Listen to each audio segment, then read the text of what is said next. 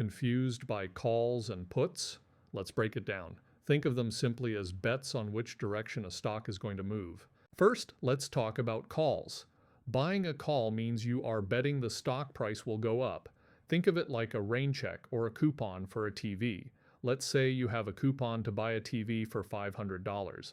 If next week the price shoots up to $800, your coupon is super valuable because you can still buy it for $500. In stocks, you buy a call because you want to lock in a low price now, hoping to sell it for a profit when the price skyrockets later. Now, let's talk about puts.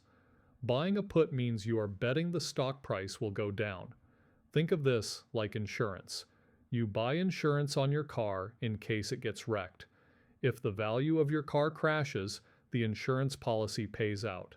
In stocks, you buy a put when you think a company is in trouble. If the stock price crashes, your put option increases in value, making you money while the market falls. So remember, call up, betting on growth. Put down, betting on the drop.